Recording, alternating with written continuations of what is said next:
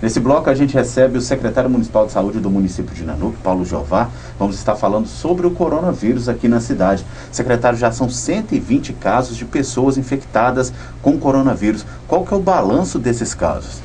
Hoje nós temos 67 pessoas que são consideradas curadas, 50 casos estão ativos e ainda há o registro de 3 pessoas que foram contaminadas e vieram a óbito, né?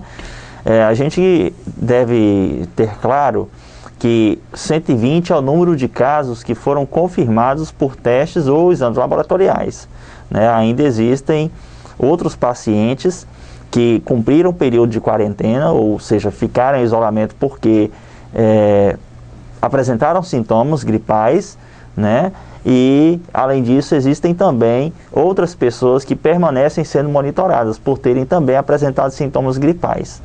Então, a gente chama atenção para esse fato, porque, embora exista um número oficial de pessoas que que tiveram diagnóstico confirmado, né, por meio desses exames ou testes laboratoriais, existe um outro percentual de pessoas que permanece sendo monitorado pela Secretaria Municipal de Saúde porque apresentaram alguns sintomas. São os casos suspeitos, então, né?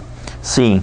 Então, qualquer pessoa que apresente sintomas gripais, né, ou síndromes respiratórias relacionadas a febre, dor de cabeça, dor no corpo, falta de ar, espirro, coriza, essas pessoas, elas imediatamente depois de serem notificadas, elas entram no grupo monitorado pela Secretaria de Saúde do município e a gente passa a fazer esse acompanhamento a fim não somente de instruir, de prestar assistência, mas também de orientar esses pacientes para que, caso eles estejam portando o novo coronavírus, eles não sejam vetores de transmissão, né, contagiando assim outras pessoas. Secretário, como tem sido então o tratamento e acompanhamento desses pacientes que foram confirmados? O tratamento, efetivamente, ele depende do nível de sintomas que esses pacientes apresentam. Então, pacientes com sintomas respiratórios desfavoráveis, né, com falta de ar ou dispneia, né, a chamada dispneia, associada a outros sintomas, né, de gravidade, esses pacientes eles são geralmente tratados em ambiente intra-hospitalar, ou seja, eles são internados, né, e hoje, por exemplo, falando do nosso hospital municipal, dos 10 leitos que a gente tem instalados hoje para o tratamento de pessoas com Covid, nós temos 7 leitos ocupados, né? Então, parte desses pacientes que apresentam sintomas respiratórios, eles serão hospitalizados, né? Mas a maior parte dos pacientes acaba sendo tratado em domicílio, seja porque esses pacientes eles vão apresentar sintomas leves, ou às vezes esses pacientes eles nem vão apresentar sintomas, mas eles precisam ser acompanhados, né? Então, um outro fato importante aqui é reforçar que dos 50 pacientes que estão com o quadro de coronavírus ativos, né, ou seja, ainda não venceram o período de quarentena, esses pacientes eles podem tanto estar em ambiente hospitalar, como também podem estar em acompanhamento ou tratamento domiciliar. Secretário, e a respeito daqueles pacientes com quadro mais grave, que necessitam de uma UTI? Estima-se que 5% do total de pacientes que serão contaminados ou que são contaminados pelo novo coronavírus, eles vão evoluir com o quadro que irá necessitar da terapia intensiva. Então, esses pacientes, eles geralmente são aqueles que apresentam insuficiência respiratória, ou seja, o organismo não tem as condições mínimas necessárias para que ele possa ter um sistema respiratório funcionando de forma correta, né? Então, esses pacientes, eles deverão ser intubados. Mas não só isso. Então, a gente deve lembrar que a infecção pelo novo coronavírus pode provocar diversas desordens orgânicas, dentre elas a insuficiência respiratória, as alterações hemodinâmicas, complicações relacionadas, principalmente os pacientes que têm diabetes também estão muito sujeitos a isso, né? E, além disso, outros quadros que dizem respeito à insuficiência renal, a sepse, né, que é a infecção generalizada. Então, os pacientes que necessitarão de UTI, os pacientes que irão precisar de terapia intensiva são aqueles pacientes que irão ter sintomas, vamos dizer assim, mais exagerados, né? Eles vão ter complicações que irão requerer um suporte ventilatório invasivo, né, que é o uso de respirador, além da retaguarda, para que, se for necessário fazer sessões de hemodiálise ou receber outros tratamentos que não estão disponíveis na maioria dos hospitais, eles possam assim ser assistidos. Representa 5% aproximadamente o número de pessoas que precisarão de UTI. Mas ainda existe um outro percentual de pessoas, no total 15% de todas as pessoas que contraírem o novo coronavírus, que irão precisar de alguma forma de assistência intra-hospitalar. Ou seja, não vão para a UTI, mas vão precisar ser tratados dentro do hospital. Seja para receber oxigenoterapia, seja para receber um tratamento medicamentoso que mais seja compatível com os sintomas que aquele paciente ele vai apresentar, que poderão variar desde uma dispneia, né, até sensação febril, dor no corpo, né, e sintomas de cansaço, fadiga, esgotamento. E a outra parcela é justamente aquela parcela que irá receber tratamentos mínimos, né, ou cuidados domiciliares, cuidados que poderão ser providos, né, no ambiente domiciliar do paciente. Então, hoje, por exemplo, dos 50 pacientes que a gente tem como casos ativos, a gente tem no nosso hospital o número de 7 pessoas, né, dos quais outros pacientes também estão em tratamento em outras unidades hospitalares, a exemplo, o hospital privado do nosso município e outros hospitais também fora da cidade. Então a gente tem esse balanço e chama a atenção aqui para a importância de que as pessoas elas se previnam, especialmente aquelas pessoas que são portadoras de doenças crônicas, então hipertensão, diabetes, pessoas que têm problemas respiratórios.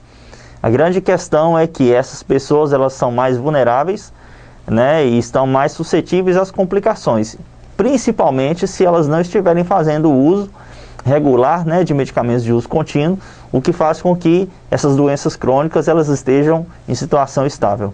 Secretário, assim como o Nanuq recebe pacientes de outras cidades aqui no nosso hospital, existe um acordo, né, para os pacientes da cidade irem se tratar em outra cidade, por exemplo de Teoflotone, por ter a UTI e aqui a gente ainda não ter? Na verdade, não é um acordo propriamente dito.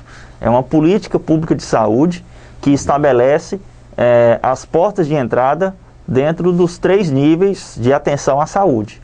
Então a gente lembra que os 3 níveis são a atenção primária, que é aquele nível que exige cuidados mínimos, né, equipamentos, pessoal com a qualificação de nível menor, né?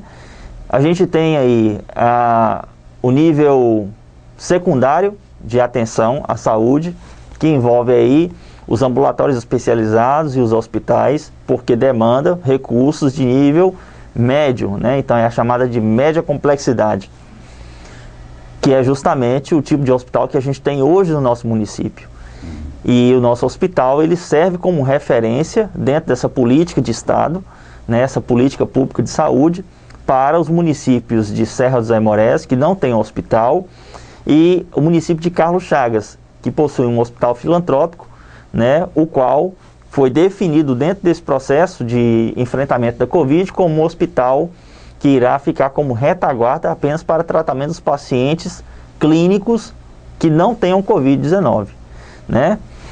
E, por último, aí, o nível terciário, né, de atenção à saúde, que é justamente a alta complexidade. Então, os recursos hoje para atendimento de alta complexidade para os moradores de Nanuq, assim também como de outras cidades, a exemplo de Serra dos Aimorés, Carlos Chagas, e outras tantas, né, dentro da macro Nordeste, tem como referência a cidade de Teoflotone, considerando que a cidade de Teoflotone hoje dispõe de todos os leitos de UTI, né? Nós não estamos falando aqui de leito de suporte avançado, nós estamos falando de leito de UTI, UTI montada, com equipe médica especializada, com todo o sistema de retaguarda para atender esses pacientes. Então hoje eles estão disponíveis em Teoflotone e o que existe é um fluxo definido como política pública de saúde. Então os pacientes de Nanuq assim como de outros municípios que necessitarem de atendimento de alta complexidade, terão como referência a cidade de Teófilo Otoni, que é quem hoje dispõe desses leitos de UTI e que, infelizmente, né, a exemplo de outros lugares do Brasil, inclusive hoje já sofre uma pressão muito grande, porque está faltando alguns medicamentos que são essenciais para manter esses pacientes sendo tratados em leito de UTI. Ou seja, o problema não é só mais a vaga, e sim manter os pacientes lá também, né? Exatamente. Então, se num primeiro momento a gente tinha escancarado de forma mais explícita a deficiência do número de leitos, ou seja, o próprio plano macro-regional, ele previu que serão necessários para atender a demanda de leitos para suporte, né, aos pacientes com Covid-19 durante esse período de pandemia. Então, dentro da macro Nordeste, dentro da macro composta por 57 municípios, seriam necessários 125 leitos, né? Dados mais recentes apontam que desses 125, hoje os únicos leitos que estão montados, vamos dizer assim, né, atendendo às especificações que são atribuídas aos leitos de UTI, são os leitos da cidade de Teófilo Otoni. E de 125 nós temos apenas 27 leitos. Leitos instalados, né? Nós já notificamos a Superintendência Regional de Saúde, né, nesta manhã de hoje. Eu busquei contato também com os hospitais que são prestadores de serviço, e hoje em Teófilo Otoni a gente tem 3 hospitais que atendem, né, com a disponibilidade de leitos de UTI, a saber, o Hospital Santa Rosália, o Hospital Bom Samaritano e o Hospital Filadélfia. Então, foi notificado esses hospitais no sentido de a gente buscar respostas mais atualizadas com relação, inclusive, à capacidade de recebimento de pacientes. Porque, recentemente, nós fomos notificados, né, nós fomos informados acerca do fato de que os leitos estão montados, ou seja, existe lá o respirador, existe a bomba de infusão, existe a maca, todo o aparato técnico.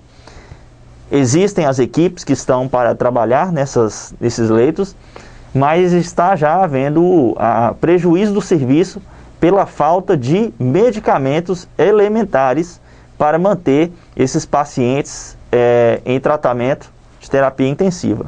Ou seja, importante lembrar aqui que o paciente que precisa de um respirador, ele precisa ser sedado, né? Ele não é um paciente que ele vai ficar acordado. Então, isso faz com que tenha uma demanda muito grande, né? E como a Covid, infelizmente, afetou de forma dramática, né, muitos locais do mundo, inclusive aqueles que são produtores, né, desses insumos e desses fármacos, associado ao aumento da demanda, então hoje a gente já constata a dificuldade para encontrar medicamentos elementares para manter pacientes entubados. Então, embora exista uma referência, hoje com leitos disponíveis, inclusive uma quantidade que a gente sabe que infelizmente é menor do que seria ideal, né, a gente esbarra no problema da falta de medicamentos e em alguns insumos, o que compromete a assistência desses pacientes. Secretário, então, para a gente terminar, o número de leitos não é suficiente para a região, falta medicamento, e qual que é a orientação para a população que ainda está protegida, que ainda não pegou o vírus? A gente está entrando agora num período extremamente delicado, que é justamente o período previsto pelo Estado de Minas Gerais como sendo aquele onde ocorre o pico da doença. Ou seja, deverá ser nos próximos dias o período onde serão alcançados no Estado de Minas Gerais o ponto máximo de pessoas contaminadas e do surgimento de novos casos diários. Isso está previsto para acontecer entre o dia 15 a 30 de julho, né? A gente não tem assim como precisar a data específica, porque depende muito do comportamento das pessoas, né? A gente chama a atenção para o fato de que não é somente o problema do pico, porque depois do pico existe um platô, ou seja, os números eles deverão se manter por alguns dias, para só então, depois de algumas semanas ou alguns dias, esse número ele começar a cair. A gente percebe que existe sim uma interiorização da doença, ou seja, Os grandes centros, eles estão conseguindo controlar o surgimento de novos casos, enquanto que as cidades do interior, elas estão tendo um aumento mais acelerado do número de novos casos. Então, todos esses são fatores que servem para a nossa reflexão, além do fato da indisponibilidade de leitos em quantidade suficiente, para que justamente a gente possa ponderar sobre a responsabilidade individual de cada um, né? A impressão que existe é de que uma parcela da população acredita que são os governantes, né, o poder público de modo geral, ou as instituições, que serão o principal responsável pela saúde e bem-estar delas, né? E na verdade, o principal responsável pela saúde de cada um é o próprio cidadão, né? Então, é ele que tem as melhores condições de se prevenir, de se proteger, e lógico, isso não exime o poder público também de exercer aquilo que é atribuição dele. Mas a gente chama atenção para o fato de que é muito importante que cada pessoa se sensibilize, né? A gente tem tido informações de que ainda permanecem, né, acontecendo alguns eventos, alguns movimentos que comprometem e colocam em risco a saúde das pessoas devido às aglomerações, devido à falta de prudência com relação ao uso de máscara, a adoção de medidas que são necessárias para prevenir o contágio do Covid-19. Então a gente quer aqui mais uma vez fazer um apelo à nossa população que nos ajude nesse sentido. Então, se cada pessoa fizer a sua parte, com certeza nós teremos muito mais condições favoráveis para fazer uma travessia mais tranquila possível. A gente sempre reforça que uma batalha vitoriosa, né, no nosso caso, durante o período de enfrentamento à Covid-19, vai ser aquela onde a gente tiver o menor número de perdas de vidas humanas possível, né? Então a gente não quer perder as pessoas, a gente quer que as pessoas estejam bem, a gente quer que todo cidadão ele tenha condições de manter, né, o seu bem-estar, né, em todos os aspectos. E o governo municipal ele tem trabalhado incessantemente para isso. O nosso objetivo maior é esse. Bom, secretário, então, mais uma vez, muito obrigado pela sua disponibilidade, pelas informações passadas aqui para os nossos telespectadores. Estamos aqui às ordens, né, da nossa comunidade, reforçando que tudo aquilo que puder ser feito, que estiver ao nosso alcance, o governo municipal, ele não vai medir esforços, né? A Secretaria Municipal de Saúde tem trabalhado também de forma contínua para que a gente consiga reunir as melhores condições para manter a segurança das pessoas, né? Para que todos estejam bem.